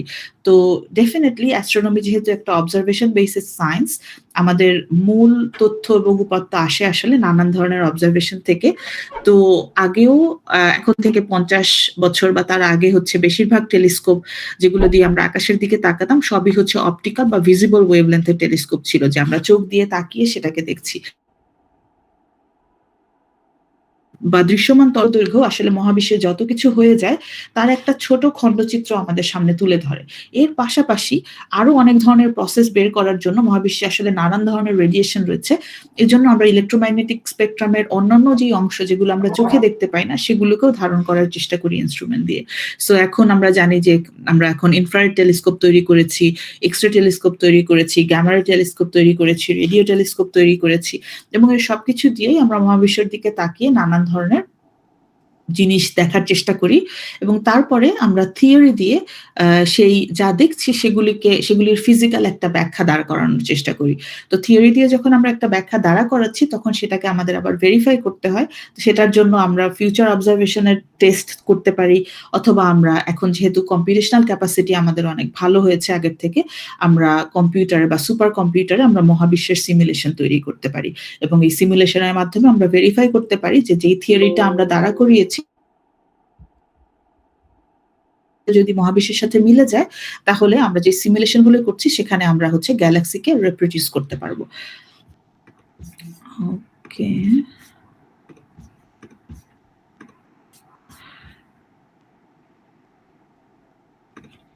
সো এখানে হচ্ছে অবজারভেবল যে জিনিসগুলো আমরা দেখি তার জাস্ট একটা সিম্পল একটা ডায়াগ্রাম, যে এখানে নানা ধরনের ওয়েভলেন্থে আমরা মিল্কি ওয়েকেই কিন্তু দেখছি এই ডান পাশের এক্সাম্পলে, এবং এই নানা ধরনের তরঙ্গদৈর্ঘ্য দেখার কারণ হচ্ছে ভিতরে যেই স্টার আছে বা গ্যাস আছে সেগুলো সম্পর্কে জানতে পাই, কারণ আমরা ডিরেক্টলি আলোটা পাচ্ছি। তার পাশাপাশি যদি আমরা ইনফ্রারেডে তাকাই তখন আমরা হচ্ছে নতুন যে তারার জন্ম হচ্ছে সেগুলি সম্পর্কে জানতে পারি। রেডিও টেলিস্কোপ দিয়ে আমরা হচ্ছে গ্যালাক্সির ভেতরে যে কোল্ড গ্যাস আছে সেটা সম্পর্কে জানতে পারি। এক্স-রে দিয়ে হচ্ছে গ্যালাক্সির ভেতরে যে হাই স্পিড বা হট গ্যাস রয়েছে, কাইনেমেটিক্যালি হট, সেই গ্যাসগুলো সম্পর্কে জানতে পারি। পাশাপাশি গ্যালাক্সির যদি আমরা স্পেকট্রাল এনার্জি ডিস্ট্রিবিউশন পাই, মানে বিভিন্ন তরঙ্গদৈর্ঘ্যে গ্যালাক্সি থেকে কি পরিমাণে রিলেটিভ আলো আসছে, সেখান থেকে আমরা গ্যালাক্সির ভেতরের কেমিক্যাল কম্পোজিশনের একটা সিগনেচার পাই। গ্যালাক্সির ভেতরে তারার যে মোশন আছে সেখান থেকে আমরা গ্যালাক্সির ভর সম্পর্কে একটা মেজারমেন্ট পাই। তো এইভাবে হচ্ছে বিভিন্ন ধরনের অবজারভেবল থেকে আমরা বিভিন্ন ধরনের ইনফরমেশন এই ম্যাটেরিয়ালগুলোর ব্যাপারে জানতে পারি। তো একটু আগেই যেটা বলছিলাম যে অবজারভেশন থেকে আসলে আমরা যে ধরনের তথ্য জানতে পারি সেগুলোর একটা লিমিটেশন আছে। সেটার পাওয়ার হচ্ছে যে ডেফিনেটলি এগুলি আমরা সরাসরি ইউনিভার্স থেকে পাচ্ছি। লিমিটেশন হচ্ছে এগুলি এক একটা ইন্ডিভিজুয়াল স্ন্যাপশট বা ছবির মতো, কিন্তু আমরা যদি মহাবিশ্বে এই প্রসেসগুলি কিভাবে হয় বা এই ছবিগুলোর ডটগুলোকে কানেক্ট করে যদি আমরা একটা মুভির মতো তৈরি করতে চাই তাহলে কিন্তু শুধুমাত্র অবজারভেশন দিয়ে হয় না। দ্যাটস ওয়াই আমরা হচ্ছে সিমুলেট করে জিনিসগুলো তৈরি করার চেষ্টা করি। তো সায়েন্সের অন্যান্য যে কোনো ব্রাঞ্চে, আমরা যদি বায়োলজি বলি বা ফান্ডামেন্টাল ফিজিক্স বলি, সেখানে আমরা যখন একটা ন্যাচারাল ফেনোমেনাকে বোঝার চেষ্টা করি একটা তত্ত্ব দিয়ে, তখন সেই তত্ত্বটা টেস্ট করার জন্য কিন্তু আমরা ল্যাবরেটরি এক্সপেরিমেন্ট তৈরি করি যে আচ্ছা আমি যদি প্রসেসটা বুঝে থাকি তাহলে আমি প্রসেসটা রিক্রিয়েট করতে পারবো। কিন্তু মহাবিশ্বের দিকে তাকিয়ে যখন আমরা এই স্টার বা গ্যালাক্সির ফরমেশন গুলো দেখি, এগুলি এত লার্জ স্কেলের এবং এত বড় সময় ধরে হওয়া প্রসেস, এগুলি আসলে ল্যাবরেটরিতে রিপ্রোডিউস করা আমাদের পক্ষে সম্ভব না। তো এই কারণে হচ্ছে ডিরেক্টলি ফিজিক্যাল সিমুলেশনের বদলে আমরা কম্পিউটারে সিমুলেশন করি, যেখানে আমরা we can let the universe happen in a small box within a computer. তো সেটার মাধ্যমে কসমোলজিক্যাল সিমুলেশন আর একটা টুলকে আমরা বলি সেমি অ্যানালিটিক মডেলস বা স্যাম, এগুলো দিয়ে হচ্ছে আমরা মহাবিশ্বের সিমুলেশন দ্বারা করতে পারি। তো this is my last slide. তো এখানে হচ্ছে জাস্ট যেটা বলেছিলাম যে বেশ কিছু প্রশ্ন যেটার উত্তর আমরা এখনো বোঝার চেষ্টা করে যাচ্ছি, সেগুলি যেমন হচ্ছে যে আমরা নানান ধরনের যে গ্যালাক্সিগুলো দেখছি বা গ্যালাক্সি ক্লাস্টারগুলি দেখছি, এর মধ্যে প্রথম গ্যালাক্সিগুলো বা প্রথম গ্যালাক্সি ক্লাস্টারগুলো মহাবিশ্বে ঠিক কখন তৈরি হয়েছে এবং কিভাবে সেই প্রথম গ্যালাক্সিগুলো তৈরি হলো। সেই একদম প্রথম যে গ্যালাক্সি ক্লাস্টারগুলো তৈরি হয় সেটার ভেতরে যে গ্যালাক্সি রেভলিউশনগুলো আমরা দেখলাম যে মার্জিং, তার গঠনের কোন পর্যায়ে গেলে সেটা তার ভেতরে গ্যালাক্সিগুলোকে এভাবে ফার্স্ট হচ্ছে এফেক্ট করতে পারে in terms of their evolution. তারপরে হচ্ছে একেবারে প্রথম দিকের গ্যালাক্সিগুলোর চাইতে এখনকার গ্যালাক্সিগুলোর মধ্যে আসলে পার্থক্যগুলো কোন কোন জায়গায়, এবং অবজারভেশনালি সেই পার্থক্যগুলোকে আমরা কিভাবে আইডেন্টিফাই করব, এবং এই স্ট্রাকচারাল পার্থক্যের জন্য আর্লি গ্যালাক্সি এবং রিসেন্ট গ্যালাক্সির যে এভলিউশনারি পাথওয়েজ, এগুলি কতটা ভিন্ন হয় এবং কিভাবে ভিন্ন হয়, এই ডিফারেন্ট প্রসেসগুলি আসলে কি কি। তারপরে গ্যালাক্সি ক্লাস্টারের কথা যদি বলি, গ্যালাক্সি ক্লাস্টারের এখনকার যে অবস্থা এবং এদের প্রোজেনিটরস, মানে এরা যেই স্ট্রাকচার থেকে ইভলভ হয়ে ইভেন্চুয়ালি গ্যালাক্সি ক্লাস্টারগুলি তৈরি হয়, এই প্রোজেনিটর বা প্রোটোক্লাস্টারগুলির সাথে গ্যালাক্সি ক্লাস্টারের রিলেশনটা আসলে কি, কোন ধরনের প্রোটোক্লাস্টার থেকে কোন ধরনের গ্যালাক্সি ক্লাস্টার তৈরি হয় অ্যান্ড ভাইস ভার্সা, কোন ধরনের গ্যালাক্সি ক্লাস্টারের প্রোজেনিটর কোন ধরনের প্রোটোক্লাস্টার ছিল, সব গ্যালাক্সি ক্লাস্টারই কি সেম নাকি তাদের মধ্যে স্ট্রাকচারাল স্পেসিফিক পার্থক্য রয়েছে। যেমন গ্যালাক্সির মধ্যে আমরা যেমন দেখি যে এলিপ্টিক্যাল এবং স্পাইরাল, মোটামুটি মোটা দাগে দুটো ভাগ আছে। গ্যালাক্সি ক্লাস্টারের মধ্যে আসলে এমন কোনো ফিজিক্যালি ড্রিভেন কোনো ধরনের ভাগ রয়েছে কিনা, সেগুলো আমরা কিভাবে আইডেন্টিফাই করব, এবং গ্যালাক্সি ক্লাস্টারের টাইপ আলাদা হলে তার ভেতরকার গ্যালাক্সিগুলোর টাইপ কিভাবে বদলে যায়। So these are really some of the biggest questions, but এর পাশাপাশি আরো অনেক প্রশ্ন রয়েছে যেগুলির উত্তর আমরা এখন জানার চেষ্টা করছি। আর আমার নিজের যেই গবেষণা সেটার বিষয়বস্তু আসলে এই প্রশ্নগুলোর চারপাশ থেকেই ঘুরে। So I think with that আমি আমার বক্তব্য এখানে শেষ করছি। বেশ বড় একটা সময় নিয়ে ফেললাম। সবাইকে শোনার জন্য ধন্যবাদ, এবং আমি রিয়েলি সরি টেকনিক্যাল গ্লিচটার জন্য। I have no idea why that was happening, but I hope যে এরপরেও ফলো করার মতো ছিল টকটা। অসংখ্য ধন্যবাদ ম্যামকে। এখন আমরা কিছু কোশ্চেন নিব। অনেকেই কোশ্চেন করেছে। প্রথম কোশ্চেন হচ্ছে whether a galaxy is physically part of a cluster or just sitting in the foreground or background of your observation. Okay, that's a really nice question. So normally হচ্ছে আমরা গ্যালাক্সিকে যখন আকাশের মধ্যে দেখি তখন ডেফিনেটলি আমরা এটা 2D ইনফরমেশন পাই যে এটা একটা 2D ডিস্ট্রিবিউশন, যে ওখানে একটা স্ট্রাকচারও থাকতে পারে, আবার সেটা ফোরগ্রাউন্ড বা ব্যাকগ্রাউন্ডও থাকতে পারে। তো 2D ইনফরমেশনটাকে আমরা 3D তে কনভার্ট করি হচ্ছে একটা ইনফরমেশন দিয়ে, সেটাকে বলি একটা গ্যালাক্সির রেডশিফট। আলোটা আমাদের দিকে আসছে, সেই আলোটা আসলে কতটুকু লাল বা রেডার বা বিগার ওয়েভলেন্থের তরঙ্গের দিকে সরে যাচ্ছে। সো একটা গ্যালাক্সির রেডশিফট যত বেশি তখন গ্যালাক্সিটা তত বেশি দূরে। সো রেডশিফটটা যখন আমরা পেয়ে যাই তখন কিন্তু আমরা গ্যালাক্সি ডিস্ট্রিবিউশনের একটা 3D ইমপ্রিন্ট পাই। সেখান থেকে আমরা লোয়ার রেডশিফটের গ্যালাক্সিগুলোকে আলাদা করে ফেলতে পারি, যেগুলি ফোরগ্রাউন্ডের। হায়ার রেডশিফটের গ্যালাক্সিগুলোকে আলাদা করে ফেলতে পারি, এবং যদি আমরা দেখি যে অনেকগুলো গ্যালাক্সি আসলে বেশ কম্পারেবল রেডশিফট এবং কম্পারেবল ফিজিক্যাল স্পেসের মধ্যে আছে, সেখান থেকে আমরা একটা ফার্স্ট হাইপোথিসিস দেখি যাচ্ছে এটা কিছু টেস্ট আছে যেটা দিয়ে আমরা এটা কনফার্ম করতে পারি। Thank you ma'am. পরবর্তী কোশ্চেন, গ্যালাক্সির ভর সম্পর্কে আমরা ধারণা পাই কিভাবে?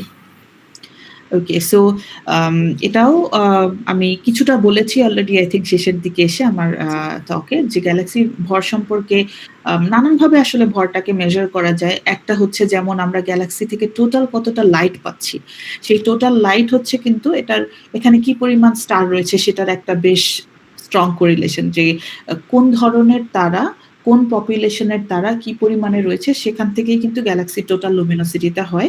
তো গ্যালাক্সির টোটাল লাইটটা যদি আমরা মেজার করি, সেই লাইটের সাথে আরেকটা রিলেশন আছে, ম্যাস টু লাইট রেশিও, যে কি পরিমাণ ভরের গ্যালাক্সিতে কি পরিমাণে তারার আলো থাকতে পারে, এটাও হচ্ছে গ্যালাক্সি টাইপের উপর ডিপেন্ড করে। ম্যাস টু লাইট রেশিওটা হচ্ছে স্পাইরাল গ্যালাক্সি, এলিপ্টিক্যাল গ্যালাক্সি এগুলিতে আলাদা। সো আমরা যদি একটা গ্যালাক্সির মরফোলজি, যে মরফোলজি মানে শেপের দিক থেকে এটা কিরকম, এ ব্যাপারে ধারণা পাই এবং গ্যালাক্সি টোটাল লাইটটা মেজার করতে পারি, সেখান থেকে অলরেডি আমরা একটা ভর সম্পর্কে একটা রাফ আইডিয়া করতে পারি। কিন্তু বেটার জানা যায় যদি আমরা গ্যালাক্সির স্পেকট্রাটা পাই। স্পেকট্রা মানে হচ্ছে যে বিভিন্ন তরঙ্গ দৈর্ঘ্যে যেই ডিস্ট্রিবিউশন, কারণ সেখান থেকে আমরা আরো ডিটেইল ভাবে বুঝতে পারি যে গ্যালাক্সির ভিতরে কোন ধরনের তারা কি রেশিওতে আছে, এবং সেখান থেকে হচ্ছে আমরা টোটাল ম্যাসের একটা ইন্টিগ্রেশন করে সেখান থেকে ভর পাই। আবার স্পেকট্রোস্কোপি জানলে অনেক সময় আমরা যদি ইন্ডিভিজুয়াল তারার বা গ্যালাক্সির টোটাল, যদি একটা স্পাইরাল গ্যালাক্সি হয় ফর এক্সাম্পল, ওই গ্যালাক্সিগুলোর সেন্টারের চারপাশে এই তারাগুলি তো একটা স্পিডে রোটেট করছে, তো স্পেকট্রা পাই। সো রোটেশনাল স্পিডটা যদি আমরা পাই তাহলে কিন্তু আমরা সিম্পল কাইনেমেটিক্স ব্যবহার করে হচ্ছে এটার কেন্দ্রে কি পরিমাণে ভর রয়েছে সেটা সম্পর্কে একটা ধারণা পাই। So there are like different ways to measure the mass. Thank you ma'am. Next question, near ফিউচারে আমাদের গ্যালাক্সি কি অন্য কোনো গ্যালাক্সির সাথে মার্জ হওয়ার সম্ভাবনা আছে থিওরিটিক্যালি? হ্যাঁ, ডেফিনেটলি আমাদের গ্যালাক্সির একদম শুরুর দিকে যেটা বলছিলাম যে আমাদের গ্যালাক্সির যে স্ট্রাকচার সেটা দেখে আমরা অলরেডি বুঝতে পেরেছি যে ইনফ্যাক্ট আমাদের গ্যালাক্সি কিন্তু বেশ কিছু অন্য গ্যালাক্সির সাথে ইন্টারঅ্যাক্ট করেছে বা মার্জ হয়েছে। এর সবগুলো গ্যালাক্সি ছোট গ্যালাক্সি ছিল, বা আমরা বলি ওগুলোকে মিল্কি ওয়ের স্যাটেলাইট গ্যালাক্সি। যেমন লার্জ ম্যাজেলানিক ক্লাউড আছে, স্মল ম্যাজেলানিক ক্লাউড আছে, এরকম আরো বেশ কিছু গ্যালাক্সি ইভেন্চুয়ালি আমাদের গ্যালাক্সির ভেতরে মার্জ হয়েছে, এবং সেগুলি থেকে আমাদের গ্যালাক্সির স্পাইরাল আর্মের কোনো অংশ তৈরি হয়েছে। তো বড় গ্যালাক্সির কথা যদি চিন্তা করি, আমি যে অ্যান্ড্রোমিডা গ্যালাক্সির কথা বললাম, অ্যান্ড্রোমিডা গ্যালাক্সির সাথেই আমাদের মিল্কি ওয়ে গ্যালাক্সির মার্জ হওয়া আসলে থিওরিটিক্যালি প্রেডিক্টেড এবং অবজারভেশনালিও প্রেডিক্টেড ইন দ্য সেন্স যে আমরা যদি এদের মোশন দেখতে পাই তাহলে আমরা বুঝতে পারি যে এরা মার্জিং প্রসেসের যে টাইমলাইন এটা আসলে হিউম্যান লাইফ টাইমের তুলনায় অনেক অনেক বেশি। এখন থেকে হয়তো প্রায় 3 থেকে 5 বিলিয়ন বছর পরে এই গ্যালাক্সি দুটো মার্জ করবে বা সেরকম ধরনের একটা পর্যায়ে আসবে। সো ডেফিনেটলি গ্যালাক্সির লাইফ বেশ ঘটনাবহুল। এটা কাছাকাছি গ্যালাক্সি থাকলেই eventually they will interact and merge together. আসলে অনেক fascinating. Next question, what determines whether a galaxy will continue forming a stars or become dead? ওকে। আম খুব সিম্পল টার্মে হচ্ছে যে একটা গ্যালাক্সির ভেতরে একটা গ্যালাক্সির আসলে বলা যায় একটাই হচ্ছে কাজ, সেটা হচ্ছে স্টার ফর্মিং ম্যাটেরিয়াল দিয়ে স্টার তৈরি করা। সো একটা গ্যালাক্সির ভেতরে যতদিন পর্যন্ত স্টার ফর্মিং ম্যাটেরিয়াল থাকবে, ততদিন পর্যন্ত তার মধ্যে তারা তৈরি হতেই থাকবে। স্টার ফর্মিং এর যেই আম কাঁচামাল বলা যায়, ইনগ্রেডিয়েন্টস গুলো যতদিন পর্যন্ত থাকবে। সো যখন একটা গ্যালাক্সির ভেতরে স্টার ফরমেশন এর মেটেরিয়াল গুলো আর থাকছে না, তখন আর তার মধ্যে তারা তৈরি হবে না। সো একটা গ্যালাক্সি এই যে স্টার ফরমেশনটা যে থেমে যাওয়া, এগুলি আসলে বিভিন্ন লেভেলে হয়। এই প্রসেসটাকে আমরা বলি star formation quenching. So quenching এর বিভিন্ন ধরনের টাইম স্কেল রয়েছে। কিছু, কিছু গ্যালাক্সিতে স্টার ফরমেশনটা থেমে যায় খুব কম সময়ের জন্য। এবং সেটা হয় যখন গ্যালাক্সির ভেতরে যে ঠান্ডা গ্যাস ছিল, কোল্ড হাইড্রোজেন গ্যাস ছিল, সেগুলি কোনো কারণে যদি হিটেড আপ হয়ে যায়। যেমন সুপারনোভা ফিডব্যাক বা এজিএন ফিডব্যাক এর কথা বললাম। এই কারণে যখন গ্যাসগুলো উত্তপ্ত হয়ে যায়, তখন ইভেনচুয়ালি কয়েক বিলিয়ন বছর পরে আস্তে, আস্তে যখন গ্যাসগুলো ঠান্ডা হয়ে যাবে, তখন সেখান থেকে আবারও স্টার ফরমেশন হতে পারে। তো এখানে স্টার ফরমেশন এর কোয়েঞ্চিংটা হয়েছে, কিন্তু এটা হচ্ছে টেম্পোরাল। বাট যদি এমন হয় যে এর ভিতরে যেই কোল্ড গ্যাস ছিল সেগুলি জাস্ট সব ইউজড আপ হয়ে গেছে, they are not just hot, they are just used up, there is no cold gas left. যেমন আমরা খুবই হাইলি ইলেকট্রিক্যাল যত গ্যালাক্সি গুলোর দেখি, যেমন M87 এমন একটা গ্যালাক্সি, যে এর ভিতরে আসলে তেমন কোনো গ্যাসই এখন আর নেই। সো গ্যাস যদি না হবে না, দ্যাটস আ গিভেন। তো এই বাট নরমালি মহাবিশ্বে যত স্টার আছে তার থেকে গ্যাসের পরিমাণ অনেক বেশি। সো যেটা হয় যে ইভেনচুয়ালি হচ্ছে একটা গ্যালাক্সির ভেতরকার গ্যাস শেষ হয়ে গেলেও এর চারপাশের পরিবেশ থেকে আস্তে, আস্তে হচ্ছে গ্যাস পুল ইন করতে পারে। সেই গ্যাসের সাপ্লাইও যদি বন্ধ হয়ে যায়, তখন আমরা বলতে পারি যে এই গ্যালাক্সির ভেতরে যত স্টার ফর্মিং ম্যাটেরিয়াল ছিল, সব সে ব্যবহার করে ফেলেছে এবং এর চারপাশের পরিবেশের মধ্যে যে কোল্ড গ্যাসটা ছিল, সেগুলিও আসলে ফুরিয়ে গেছে বা অন্যান্য গ্যালাক্সি নিয়ে নিচ্ছে। সো এই গ্যালাক্সিটা আর হচ্ছে এই স্টার ফর্মিং করার চান্সটা পাবে না। তারপরেও কিন্তু একটা গ্যালাক্সি স্টার ফর্ম করতে পারে। সেটা হচ্ছে যদি একটা আ কোয়াইসেন্ট গ্যালাক্সি, মানে যেটার স্টার ফর্মেশন বন্ধ হয়ে গেছে, এটা যদি একটা ছোট স্টার ফর্মিং গ্যালাক্সির সাথে মার্জ করে, তখন এই ছোট গ্যালাক্সির ভেতরে যেই কোল্ড গ্যাসটা ছিল, সেটা ইভেনচুয়ালি বড় গ্যালাক্সিটার ভেতরে চলে আসে এবং আবার নতুন করে স্টার ফর্ম করতে পারে। সো আই থিংক যে প্রশ্নটা ছিল যে what ডিটারমিনস whether a galaxy will form stars or not, it is, the answer is simple, যে আমার কোল্ড গ্যাস থাকতে হবে, না থাকলে হবে না। কি কারণে এই জিনিসটা কোল্ড গ্যাসটা থাকে বা না থাকে, it's a more complex process. It can happen because of many different things. Okay, ma'am. Next question.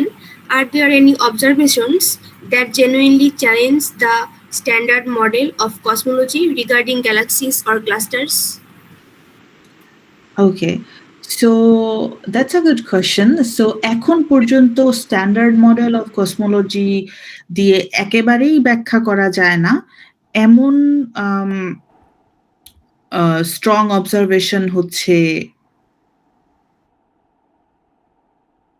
there are definitely some observation যেগুলো থেকে আমরা স্ট্যান্ডার্ড মডেলকে চ্যালেঞ্জিং বলতে পারি, কারণ standard model is a complex thing. Like, of course, in terms of particle physics, there are like the types of particles that are there, but at the same time সেটার সাথে হচ্ছে কিন্তু standard model of physics এর সাথে আমাদের big bang theory যোগ হচ্ছে, সেই সাথে ইনফ্লেশনারি থিওরি যোগ হচ্ছে, সেই সাথে আরো বেশ কিছু থিওরি দিয়ে হচ্ছে আমাদের মহাবিশ্বের মডেল বা গ্যালাক্সি ফরমেশন মডেল সবকিছু আসছে। শুধুমাত্র একটা দিয়ে আসে না। সো যখন আমরা একটা চ্যালেঞ্জিং অবজারভেশন দেখতে পাই, যেমন কয়েক বছর আগে যখন প্রথম জেমস ওয়েব স্পেস টেলিস্কোপ মহাকাশে গেল, তারপরে কিন্তু সে যেহেতু ইনফ্রারেড তরঙ্গদৈর্ঘ্যে আমাদেরকে খুব ভালো রেজোলিউশনের খুব ভালো, ভালো ছবি দিচ্ছিল, সে আমাদেরকে প্রথমবারের মতো ফার্স্ট গ্যালাক্সি বা অনেক আগের একেবারে প্রথম দিকের অনেকগুলো গ্যালাক্সির ছবি আমাদেরকে দিল। এবং এটা দেখে আমরা খুবই অবাক হয়ে গেলাম যে এই গ্যালাক্সিগুলোর অনেকগুলি এত আগে তৈরি হয়েছে যে এই সময় আসলে গ্যালাক্সি ফরমেশন হওয়া সম্ভব না বলে আমরা ধারণা করেছিলাম থিওরি থেকে। সো তার মানে কি, তখন ওই কিছু okay, galaxy formation is broken, all the theories are broken, lambda-CDM cosmology is broken. Those are just clickbait things. কারণ in science, of course, we try to understand it in a deeper level. So সেখান থেকে আমরা basically যেটা বুঝলাম যে cosmology বেঠিক কিনা সেটার আগে আমাদেরকে বুঝতে হবে যে গ্যালাক্সি ফরমেশনের যে থিওরিটা আমাদের আছে সেখানে আমাদের কোনো কারেকশন লাগবে কিনা। শুধুমাত্র আমাদের ধারণার থেকে আগে একটা গ্যালাক্সি তৈরি হয়েছে মানে যে আমাদের গ্যালাক্সি ফরমেশনের সমস্ত, কিন্তু একেবারে প্রথম দিককার গ্যালাক্সি কিভাবে তৈরি হয় সেই সম্পর্কে হয়তো আমাদের একটা অ্যাড অন যোগ করতে হবে। তো তারপরে হচ্ছে সেটা নিয়ে গবেষণা হয়েছে। এখনো আসলে এটা একটা অ্যাক্টিভ ফিল্ড অফ রিসার্চ। একদম প্রথম দিকে মহাবিশ্বের শুরুর কয়েক মিলিয়ন বছরের মধ্যে বা 1 বিলিয়ন বছরের মধ্যে কিভাবে আমরা অনেক ভারী গ্যালাক্সি তৈরি করে ফেললাম, কিভাবে অনেক ভারী গ্যালাক্সি কিভাবে অনেক ভারী সুপারম্যাসিভ ব্ল্যাক হোল একটা গ্যালাক্সির ভিতরে তৈরি হয়ে গেল, how is that possible physically, সেটা নিয়ে এখনো অলরেডি অ্যাক্টিভ গবেষণা হচ্ছে। তো আই ডোন্ট থিংক, এবং যদি আমরা এই সব গবেষণা থেকে এরকম ভাবে পাই যে এটা আসলে ল্যামডা সিডিএম কসমোলজিতে পসিবলই না, তখন আমরা বুঝবো যে আচ্ছা আমাদের standard model is finally broken. But standard মডেলের অনেক জায়গায় আসলে এখন পর্যন্ত একটু একটু চ্যালেঞ্জিং অবস্থায় আছে যে আমরা অবজারভেশন দিয়ে একেবারে পারফেক্টলি সেটাকে এক্সপ্লেন করতে পারি না। সো আমরা নানান ভাবে এই জিনিসগুলোকে বোঝার চেষ্টা করছি। So I think it's a bit of a nuanced answer, but really good question. আর কারো কোনো কোশ্চেন থাকলে অবশ্যই জানাতে ভুলবেন না। আনমিউট করেও বলতে পারেন অথবা চ্যাট বক্সে।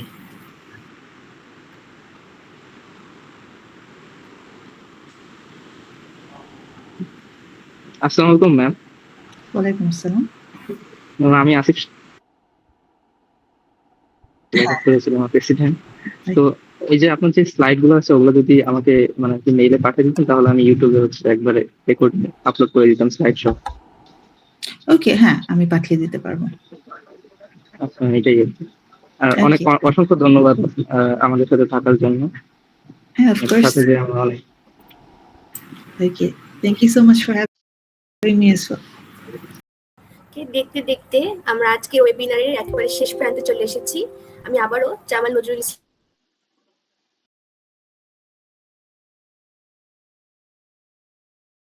সময়ের মধ্য থেকেও আমাদেরকে সময় দেওয়ার জন্য এবং জটিল বিষয়গুলোকে সহজ এবং সাবলীলভাবে আমাদের মাঝে তুলে ধরার জন্য আপনার সেশনটি থেকে আমাদের মেম্বার এবং দর্শকরা ভীষণভাবে উপকৃত হয়েছে। ধন্যবাদ আমাদের সকল দর্শককে যারা শুরু থেকে শেষ পর্যন্ত আমাদের সঙ্গে যুক্ত ছিলেন। ধন্যবাদ জানাচ্ছি আমাদের ক্লাবের এক্সিকিউটিভ বডিকে যাদের অক্লান্ত পরিশ্রমে আজকের এই আয়োজন সফল হয়েছে। পরবর্তী এপিসোডে আবারও দেখা কোনো বিষয় নিয়ে। সে পর্যন্ত সবাই ভালো থাকুন, সুস্থ থাকুন আর চোখ রাখুন আকাশের পানে। আল্লাহ হাফেজ। অসংখ্য ধন্যবাদ সবাইকে। Thank you ma'am. Thank you. Bye. আসসালামু ওয়ালাইকুম আসসালাম। আল্লাহ হাফেজ সবাইকে। আলাইকুম।